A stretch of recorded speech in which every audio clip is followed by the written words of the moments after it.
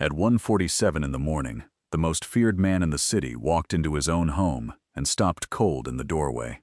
A stranger was kneeling on his marble floor, calmly wiping away a dark stain that any reasonable person would have run from.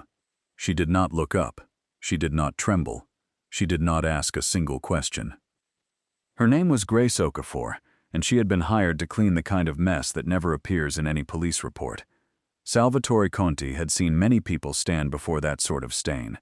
He had watched grown men turn pale and reach for the wall to steady themselves. He had watched lawyers go quiet and lose their careful words. He had even watched hardened men he had known for 30 years look away, unable to hold their stomachs. In all those years, he had never once seen a person do what this woman was doing now: kneel down, dip a cloth in a bucket, and work in slow, patient circles, the way a person works at something they understand completely. The water in her bucket had turned a pale shade of rose. She wrung the cloth, bent back down, and kept going, as steady as a woman wiping spilled coffee from a kitchen table she had wiped 1,000 times before. Sal stood in the entry of his penthouse on the 42nd floor, a glass tower he had built so that he could look down on every street he had ever owned. And for the first time in longer than he could remember, he did not know what to do with his hands. A thought passed through him then, cold, uninvited, the kind of thought a man spends the rest of his life wishing he had never had. There is only one kind of person who can clean a thing like that without their hands shaking, the thought said, the kind who has already cleaned away the blood of someone they loved. He told himself it meant nothing. He told himself she was simply good at her work, that the agency sent professionals, that calm was a thing a person could be trained into. But the thought had already taken root, the way the truest things always do, quietly, without permission, in a place too deep to pull them out again. Beyond his windows, the city glittered the way money glitters, bright, indifferent, and built on a great many things that nobody wants to look at directly. 3 million people slept down there. Most of them would never know his name. The ones who did spoke it the way you speak of weather you cannot control. He had built all of it from nothing, from a neighborhood where the children learned to survive before they learned to read. And here, at the very top of everything, he had discovered the secret that no one ever warns the young and the hungry about. That a man can climb so high he forgets why he began climbing, and arrive at the summit at last to find it as empty as a vault that has already been emptied. Grace finished. She rose to her feet, gathered her bucket and her cloths, and for the first time she looked at him. She did not lower her eyes. She did not offer the small, careful smile that everyone offered him. "It's done," she said. That was all.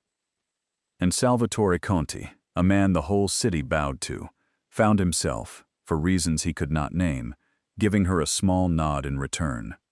She let herself out the way the staff always did, through the service corridor, and the heavy door closed behind her, with a sound like a held breath finally released. Sal remained where he stood for a long moment, looking down at the floor she had cleaned. It was spotless. It shone. There was no sign that anything had ever happened there at all, and somehow that perfect, gleaming emptiness troubled him more than the stain ever had. He poured himself a drink he would not finish, and he sat down in the dark. For most of his life, Sal had not thought of the people who cleaned up after him as people at all. They were part of the building, like the elevators and the air that moved silently through the vents, useful, quiet, invisible. This was not cruelty exactly. It was something quieter, and worse, the simple failure to see. The world, he had decided long ago, was divided into those who made the decisions and those who lived with them, and he had spent 58 years making very sure he stood on the right side of that line. But the woman with the bucket had not moved like someone who lived with other people's decisions. She had moved like someone who had survived her own, like a person who had already met the worst thing the world had to offer and had decided, somewhere along the way, to simply stop being afraid of it. He did not sleep that night. He rarely did. For 20 years, sleep had come to him only in fragments, in the gray hour before dawn, never whole. But that night he lay awake for a different reason. He kept seeing her hands, the slow circles, the steadiness, and the thought he could not put back down. That calm like that is never given to anyone. It is paid for, and it is always paid for in full. He did not know her name yet. He did not know about the boy.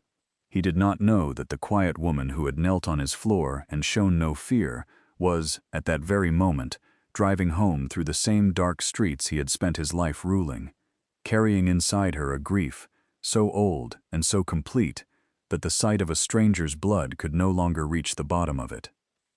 He only knew that something had walked into his glass tower that night, that all his money could not buy, all his men could not frighten, and all his power could not explain.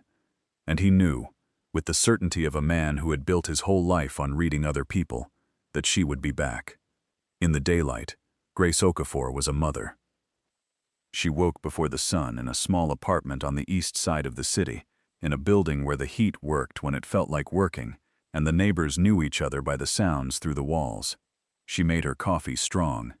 She watered the one plant on her windowsill that had refused, against all odds, to die. And at 7 o'clock each morning, she called her daughter. Maya was 20 years old, 400 miles away, in her second year of nursing school. She was the kind of bright that a mother both celebrates and fears, bright enough to leave, bright enough to build a life somewhere her mother's past could never follow her.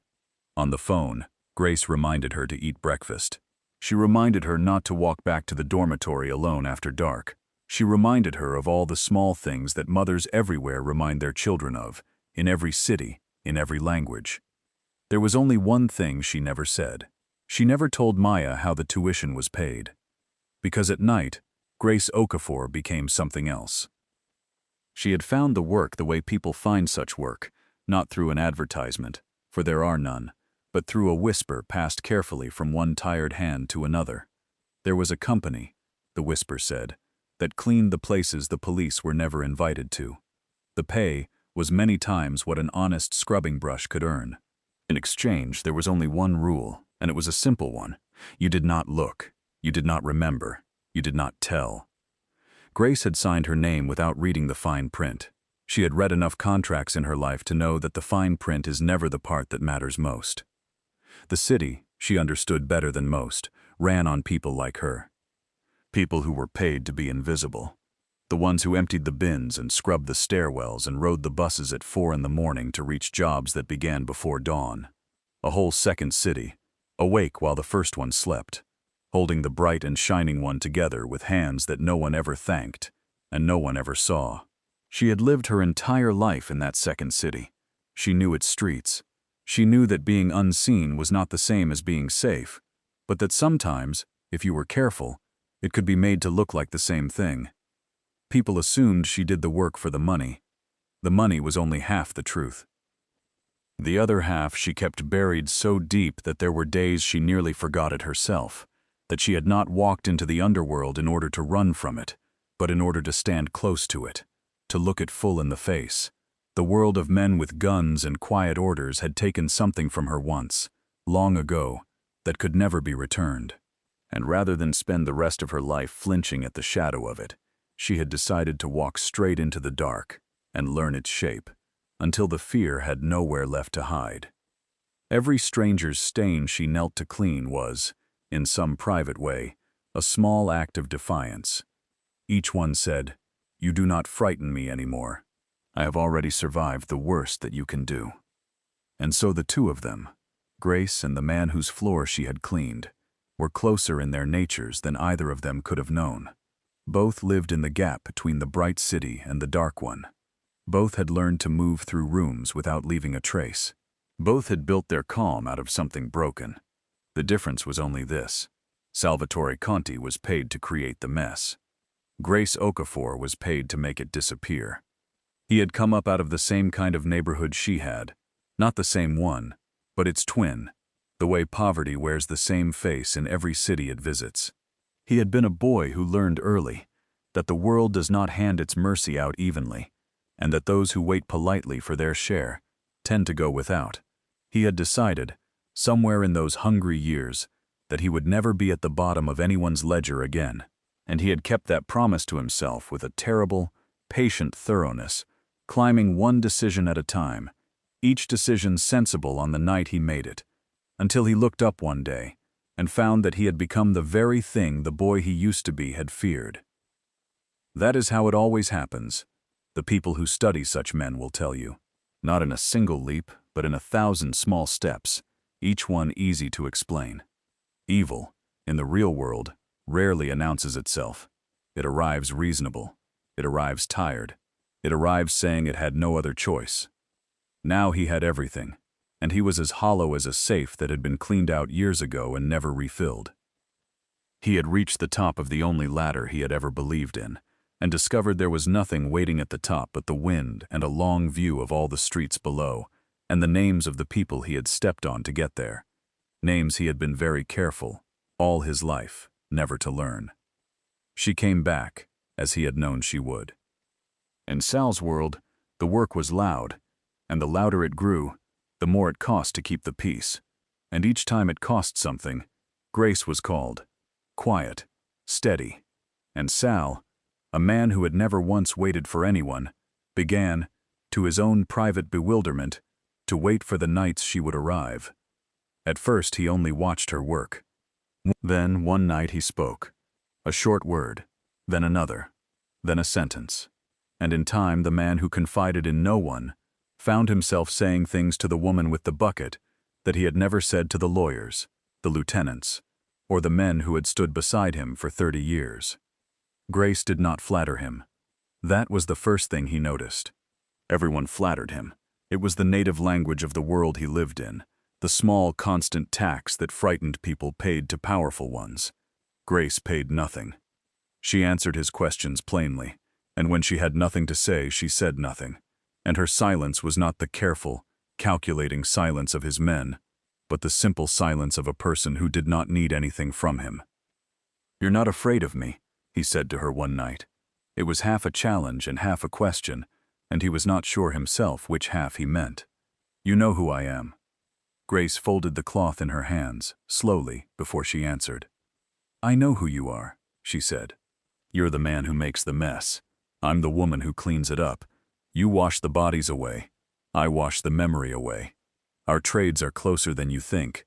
The only difference is that you get paid to cause it, and I get paid to erase it." She looked at him then, without a trace of fear. "The only person I was ever truly afraid of in this life," she went on, "was not the one who made the blood. It was the one I could not save once the blood was already on the floor."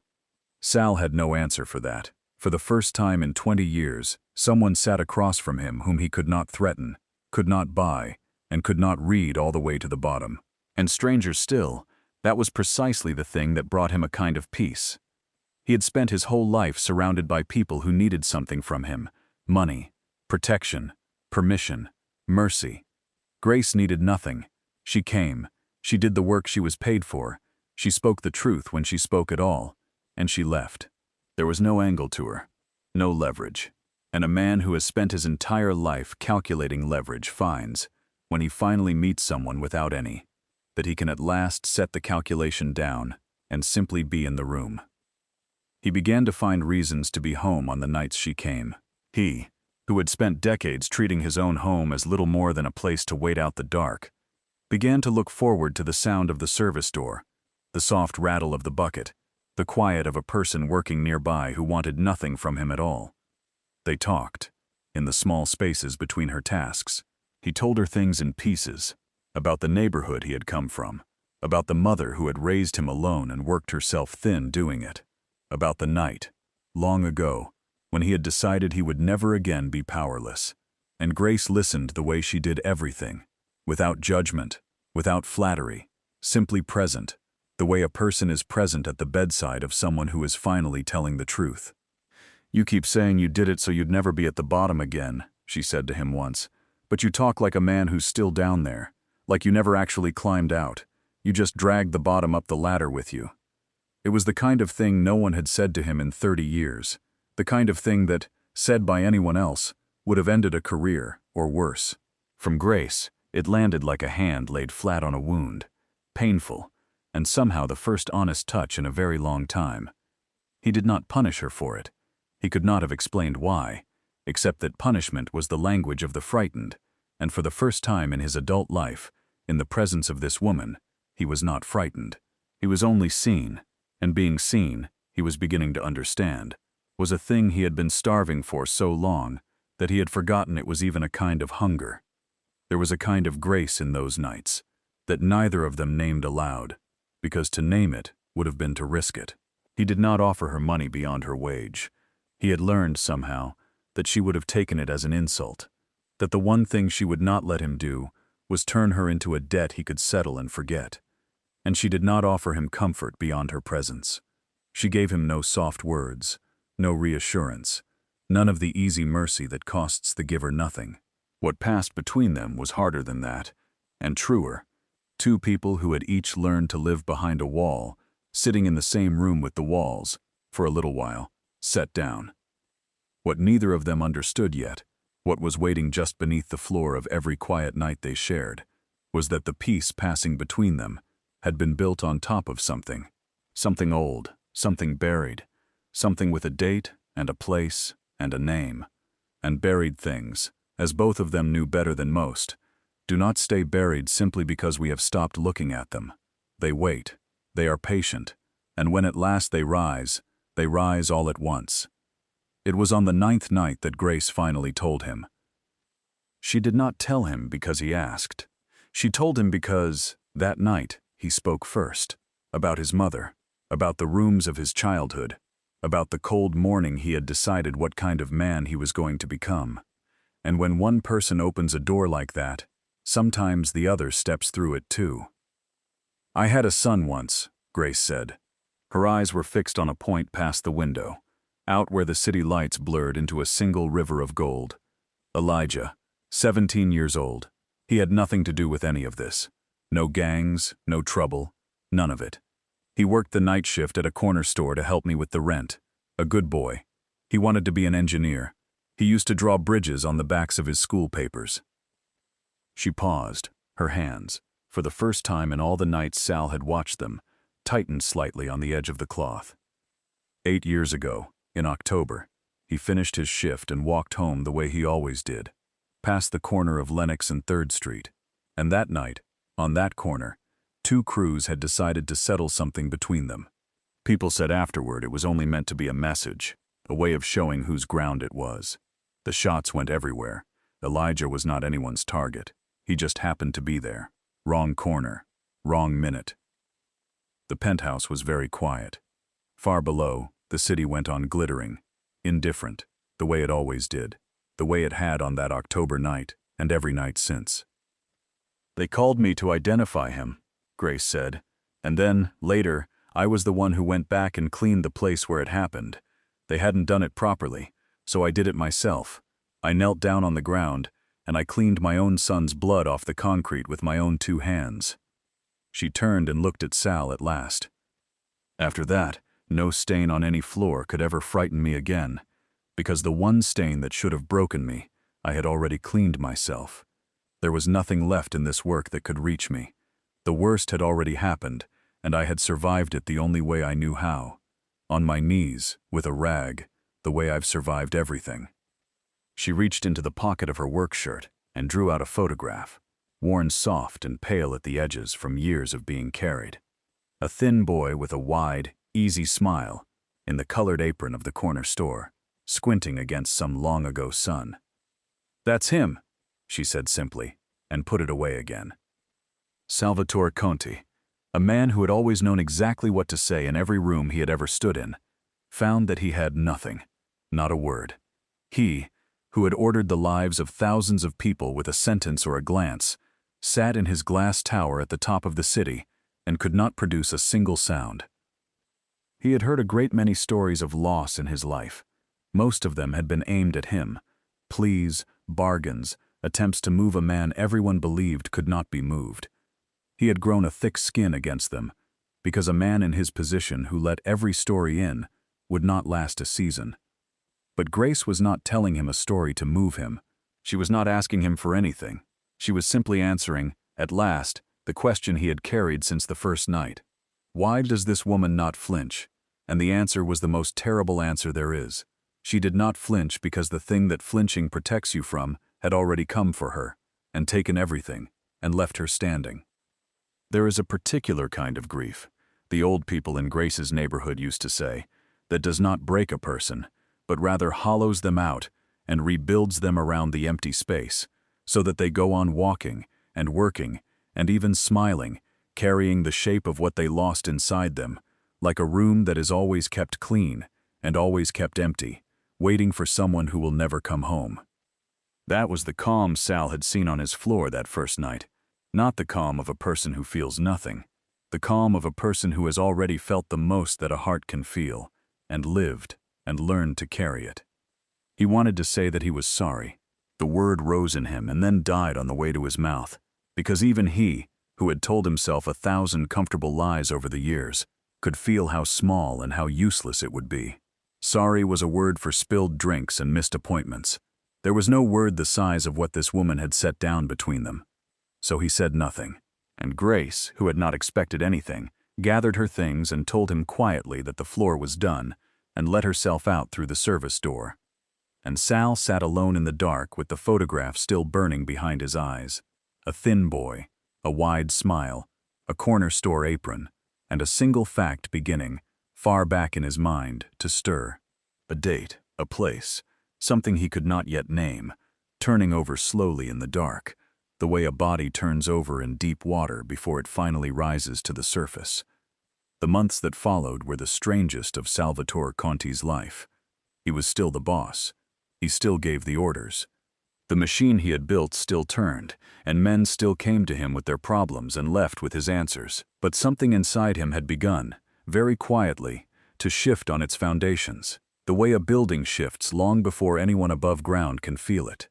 He began to ask names. It was a small thing, and it unsettled the men around him more than any threat could have.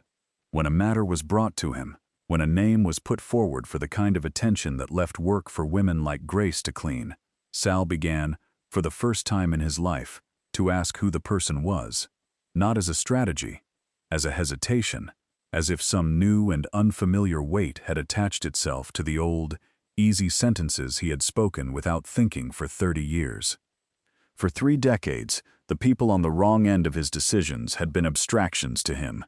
A name on a list was just a name on a list, a problem to be solved, a debt to be collected, a message to be sent. He had never let them become people, because a man who lets them become people cannot do what such a man must do. The not seeing had been the whole secret of his survival. It had been the wall he stood behind. Grace had taken a single brick out of that wall, and through the small gap she had left, the light was beginning to get in. Now, when a decision was set before him, he found himself seeing faces, not the faces of the men in the room, but other faces, a thin boy in a corner store apron, a mother on her knees with a rag, a wide, easy smile squinting at a son 8 years gone. He would hear himself about to speak the old, easy words, and he would stop, and the men would glance at one another, and the room would grow strange. He told himself it was nothing, a passing softness, the tiredness of an aging man. But he knew, the way he had always known the truth of things even when he chose to look away from it, that it was more than that. Grace had given him something that all his money had never been able to buy.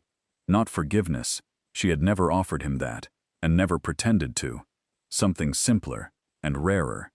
She had looked at him and seen a human being, where everyone else saw only a force to be feared or flattered. And a man who has spent his whole life being feared does not realize, until someone finally fails to fear him, how heavy the fear had been to carry. In the quiet of those nights, he began to do a dangerous thing. He began to hope. He began to believe, foolishly, the way the lonely believe, that perhaps it was not too late for him.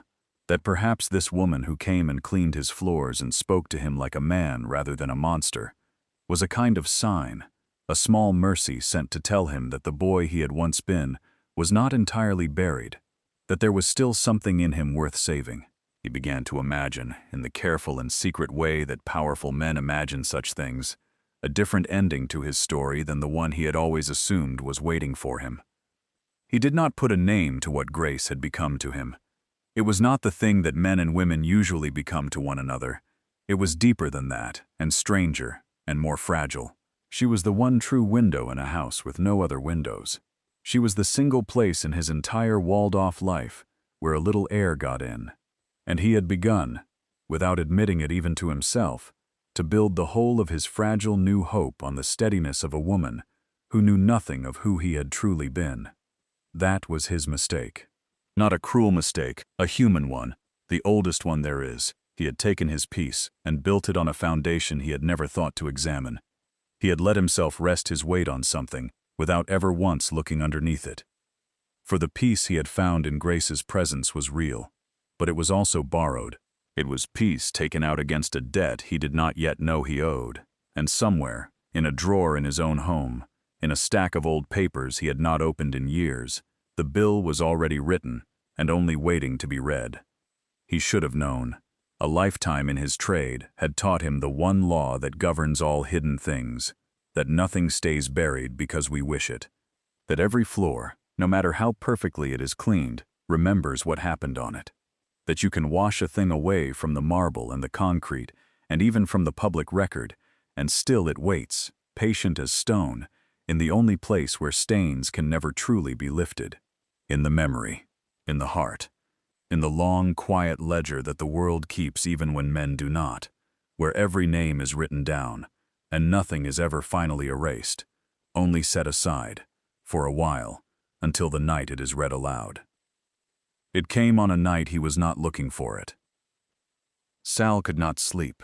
He never could, not fully, and so he was doing the thing the sleepless do in the small hours, moving through old papers with no purpose, simply to give his hands and his eyes something to hold. Records he had not opened in years, ledgers of the early days, the careful, coded accounting of a life spent on the wrong side of every line.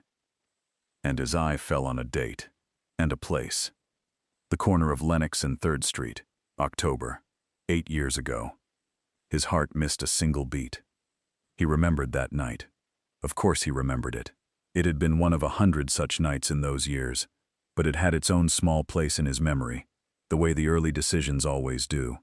A rival crew had pushed into the Lenox blocks, his blocks, and tested him, the way the young always test the men above them, and he had decided, in a room thick with smoke, that the test would be answered, that a message would be sent, that the people of those streets would be reminded, once and clearly, whose ground they walked on. He had not fired anything. He had not been within a mile of that corner. He had done what men like him always do, the thing that lets them sleep at night for as long as they manage to sleep at all. He had said a single sentence, a short one, almost careless, spoken to men who knew exactly what it meant. Let them know whose corner that is. That was all. 8 words. And the men had gone, and the shots had gone everywhere, and a 17-year-old boy walking home from the night shift at a corner store, a boy who drew bridges on the backs of his school papers, a boy who wanted to be an engineer, had fallen on that corner and not gotten up. In those days, to Sal, a thing like that had been a single line in a report, collateral, an unfortunate detail in an otherwise successful operation. The names of the ones who were not the target had never reached him, because he had built his whole life on making very sure they never would. They had been noise. They had been the cost of doing business. They had been nothing at all. One of those names had been Elijah Okafor, the son of the woman who had given him the only peace he had ever known, the woman who knelt so calmly on his floor, who cleaned a stranger's blood without a tremor. She could do that, she had told him, because she had once cleaned her own son's blood off the concrete with her own 2 hands, off the concrete of a corner, because of a message, because of 8 careless words spoken in a smoky room by a man who never learned the boy's name. Sal set the papers down very slowly. His hands, the hands that had never once shaken before a loaded gun, that had signed the fates of more men than he could count without so much as a tremor, began, now, in the empty hours of the morning, to shake. He had spent the last months telling himself a quiet story, that a battered, hollow man might still be saved, that mercy had walked into his life in the shape of a woman with a bucket, sent to tell him it was not too late. And now the truth had arrived, the way truth always does in the end, uninvited, unanswerable, and at exactly the moment a man has finally let himself hope. The mercy had not been sent to save him. The woman who had brought him peace was the woman whose whole life he had broken. The single window in his walled house looked out, he saw now, onto a ruin that he himself had made. He had taken comfort, night after night, from the company of a mother whose child he had ordered into the ground without ever once turning to look at what he had done. This is the cruelest arithmetic there is, and the world hands it out more often than the world admits. It is not the enemies who find each other across a battlefield that make a true tragedy.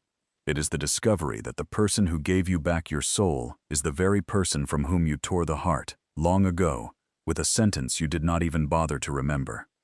He thought of all the nights she had knelt on his floor while he watched, and of how he had taken her steadiness as a kind of gift, a sign that the world still held mercy for a man like him. He understood now what that steadiness had truly cost. He had been warming his hands at a fire he himself had set, 8 years before, in a house he did not know was hers. Every word of comfort she had ever given him, every quiet hour of peace, had been drawn from a well he had poisoned long ago and walked away from without a backward glance. And the worst of it, the part that would not let him look away, was that she had been kind to him, not because she did not know, because she did not know. She had sat across from the architect of her own ruin and seen, against every instinct that should have warned her, a human being worth speaking to. He had been given her kindness under false colors, the way a thief is given the run of a house because no one has yet discovered what he has taken. He sat in the dark for a long time, the papers on the table before him, the city glittering beyond the glass, exactly as it had glittered on that October night, indifferent then, indifferent now. And somewhere on the east side of the city, in a small apartment where one stubborn plant refused to die, Grace Okafor slept, and did not know that the secret she had spent 8 years walking toward, the dark heart of the world she had walked into, in order to stop being afraid, had been sitting across from her all along, pouring her a glass of water, asking after her daughter, calling her by her name. For many days, Sal carried the secret alone, and it was heavier than anything he had ever carried. He could keep it. That was the simplest truth, and it sat in front of him every hour. He could say nothing, and Grace would never know. She would go on coming. He would go on having his peace. The boy had been gone for 8 years. The truth now could not bring him back, could not undo a single thing, could only burn down the one good thing left standing in either of their lives. That was what the old Salvatore Conti would have done. That was, by the cold arithmetic of the man he had been, the right thing to do. You do not set fire to your own house to confess to a fire you set years ago that no one is asking about. You keep the secret. You protect the peace. You survive. He told himself this every night. And every night, when Grace arrived and folded her cloth and said in her quiet, steady voice that the floor was done, he felt himself stealing something. He was taking comfort from a woman whose son he had ordered into the ground. Every minute of his silence was a minute of lying to the one person who had never lied to him. And slowly, he came to see the thing for what it was. His silence was not peace. It was another stain. And this time he was the one on his knees in the dark, trying to wipe it away where no one could see, pretending it had never been there at all. But Grace had taught him something, without ever meaning to. That some stains cannot be cleaned, that there are things you do not get to wash away, that all you can do, in the end, is kneel down and look at them honestly, and refuse to pretend the floor is clean. So he called her to him, on a night when there was no blood to clean. Grace let herself in and stopped, surprised, at a floor that already shone. She looked at him, and as always, she read the trouble in him before he had said a word. "Sit," Sal said. His voice was not the voice she knew. "There's something I have to tell you, and when I've told you, you can do anything you want with it. Anything. Call the police. Call worse. I won't lift a hand to stop you. You have my word, for whatever that's worth to you now." He set a single sheet of old paper on the table between them, a date, a place, and then, in the plain, even voice of a man who has finally stopped running, he told her about an October night 8 years ago, about a smoky room, about a rival crew on the Lenox blocks, and a test, and a message, about 8 careless words spoken by a man who did not bother to learn the names of the ones who were not the target. "Elijah fell on that corner," he said, and he made himself keep looking at her, though every part of him wanted to look away, because of a sentence I spoke. Your son died, Grace, because I wanted to send a message. I never even knew his name until a few weeks ago. To the man I was then, he was one line in a report. He was nothing to me, and he was your whole world. He lifted his eyes fully to hers, and they were wet, a thing no one in that city had ever seen. The one person who ever gave me a moment's peace is the person I destroyed. I could have kept this from you forever. I had decided to, but you don't deserve to go on comforting the man who took your son without knowing it. You deserve the truth, and you deserve to decide for yourself what to do with it. The silence that followed was so complete that the soft ticking of a clock somewhere in the great glass room became the loudest thing in the world. Grace did not cry out. She did not weep.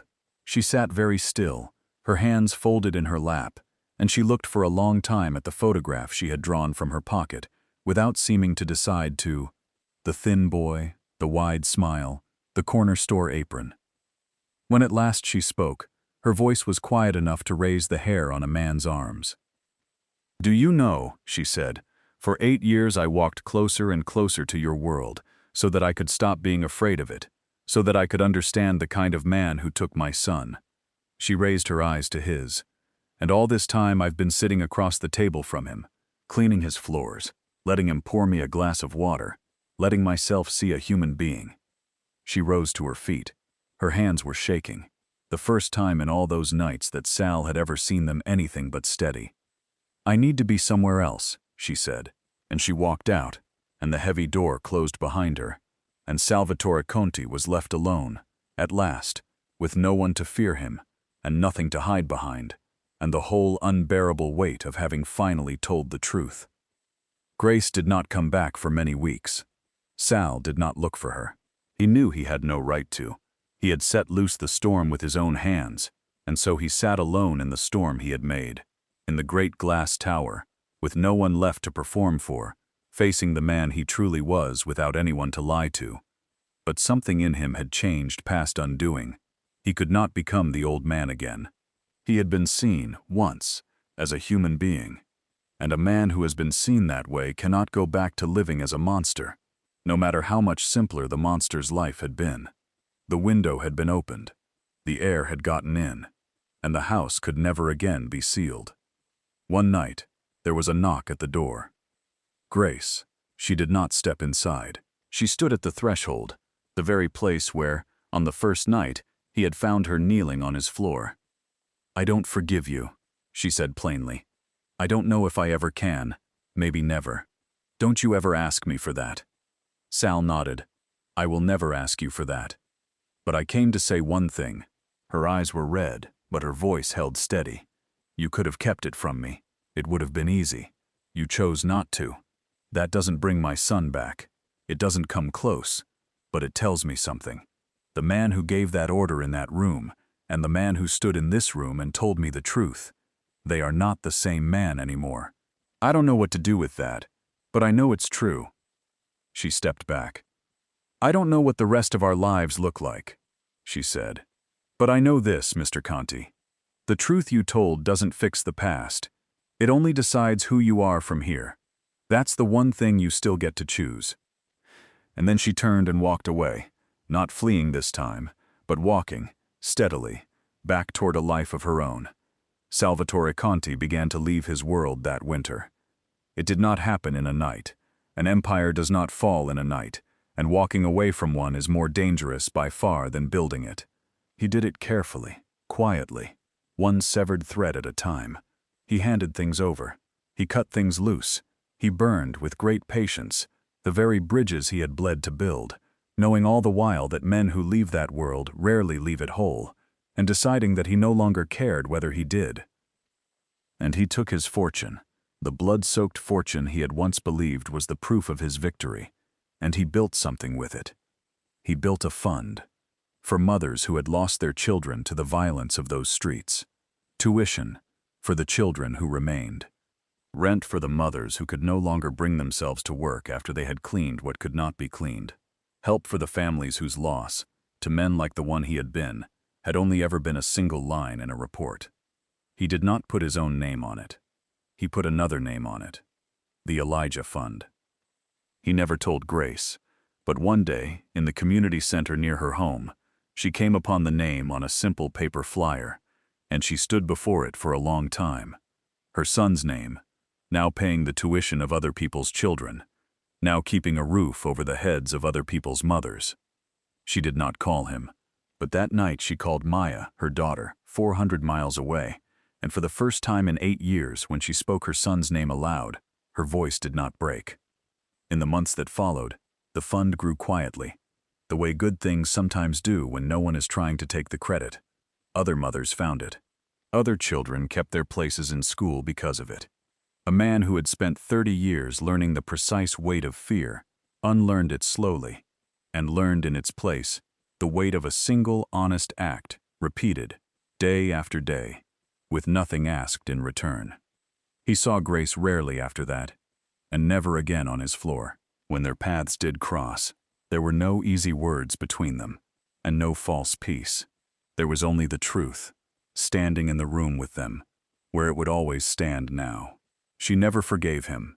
She never pretended to, but she also never again pretended that the man before her was the same as the one who had spoken 8 careless words in a smoky room. Both of those things were true at once, and she carried them both, the way she carried everything, steadily, with a rag in her hand and her son's photograph over her heart. People ask how a man like Salvatore Conti is supposed to atone, whether a charity can wash the blood from a pair of hands, whether a name on a flyer can give back a 17-year-old boy who drew bridges on his school papers and wanted to build them one day for real. It cannot. It never can. There are things that cannot be mended. There are stains that, though you kneel and scrub at them for the rest of your life, remain, in the memory of a mother, forever. But there is one thing the woman who cleaned his floor taught him, the woman whose calm hands never shook, because the worst had already come for her, and she had survived it. There are debts that cannot be paid with money. They can only be paid by becoming the kind of person who would never again create that debt. And far below the glass tower, in the second city that wakes while the first one sleeps, the lights came on in 1,000 windows, and 1,000 invisible hands began another day's work, and somewhere among them, a mother spoke her son's name out loud and did not break.